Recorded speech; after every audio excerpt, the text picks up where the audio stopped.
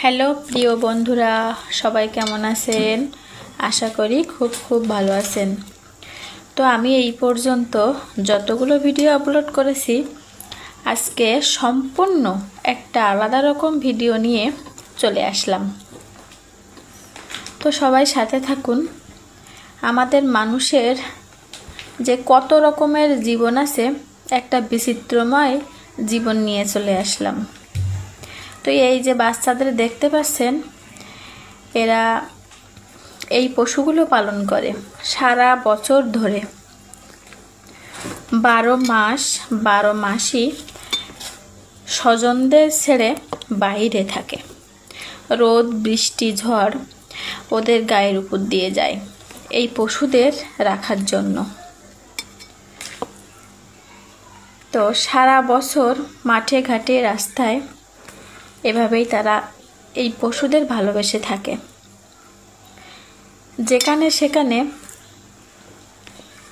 বাঁশ খাটিয়ে রান্না বান্না শুরু করে দেয়। যেখানে সেখানে রাত্রি ঘুমিয়ে যায়।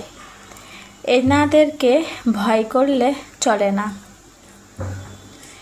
এই পশুগুলো মালিকের কাছ থেকে তারা এনেছে। এদেরকে লালন পালন করার দায়িত্ব এদের কর্মচারীদের, যে ভাইদের আপনারা প্রথমেই দেখলেন। তো আমাদের কত মানুষের জীবন কতভাবে পার হয় আমরা কিন্তু না জানলে কেউ বুঝবো না। তো দেখুন, এই বাচ্চাটা আমার হাত থেকে বিস্কিট খেলো।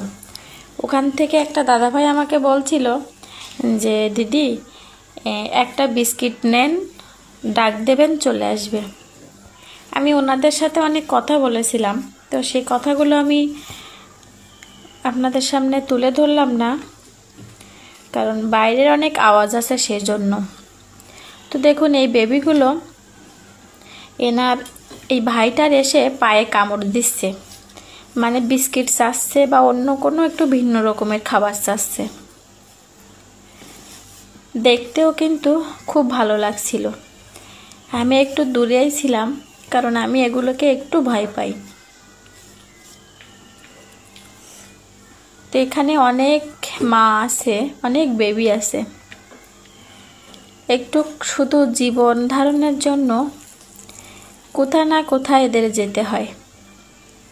কত মানুষের কত বেশি কথা এনাদের শুনতে হয়। এমন হয়েছে, এনারা রাত্রে